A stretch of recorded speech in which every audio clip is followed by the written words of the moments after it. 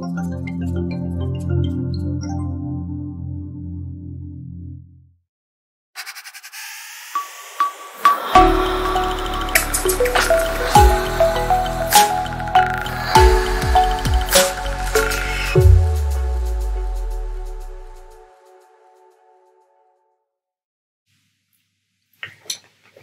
morning.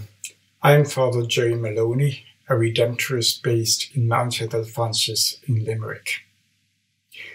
You may have seen a video over the last few days that has been doing the rounds on social media that stars little turtles, tiny little turtles who have just hatched on a beach in India, and they are making their way across the deserted beach to the sea. These are known as olive Ridley turtles, and they hatch out of eggs that are laid on the beach. And then, of course, they try to make their way to the sea and to start living their lives. And they've been able to do that this year unimpeded due to the lockdown and the social isolating that has been going on right across the world as a result of the health crisis that we are experiencing. These little turtles are benefiting from that lockdown, as is so much of nature.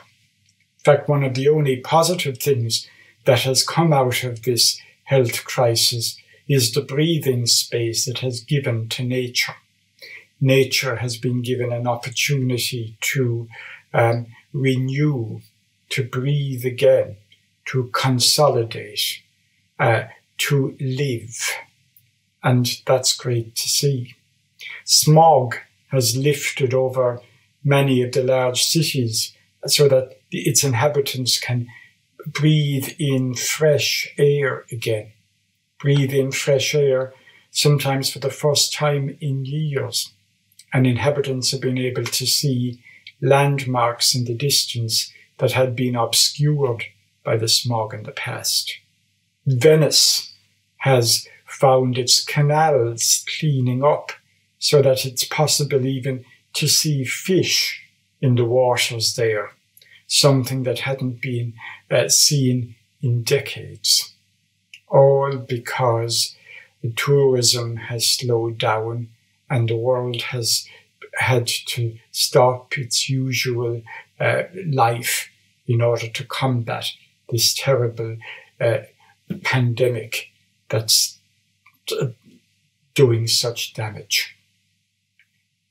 This week marks 5 years since Pope Francis published his groundbreaking encyclical Laudato Si on care for our common home. And during the next few days, Laudato Si week will be celebrated. It's an opportunity for us to think about the earth, our common home, and how we're caring for it, how we're looking after it. Pope Francis's letter is a beautiful discussion about this creation that God has given us and our responsibility to look after it. And Pope Francis addresses the letter not just to Catholics, but to people everywhere, because this is something, a concern that we all share and something that we must all take on board.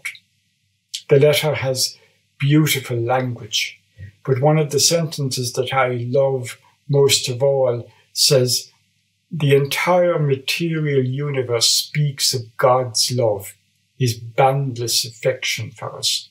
Soil, water, mountains, everything is, as it were, a caress of God." It's that word, caress, a caress of God. It's a beautifully evocative word. Love, tenderness, embrace, genuine care for. When you caress someone, that's what you're doing. And that must be our relationship with the earth, to caress all of creation as God does, to love it, to tend to it, to care for it, to allow it to live, to breathe. And that is our challenge. Soon the economy will open up again, and hopefully people will have jobs to go back to, and economic growth will return. But also, we need to keep the need for the earth to live and breathe at the top of our agenda. We can do both. Pope Francis speaks of the need for an integral ecology. In other words, that the ecological issues must be an integral part of the decisions that we make going forward. We can both care for the earth and care for our country and our economy and for the world economy. It involves making decisions, but it involves also, and even more, having a heart, seeing with God's eyes, caressing as God caresses his creation.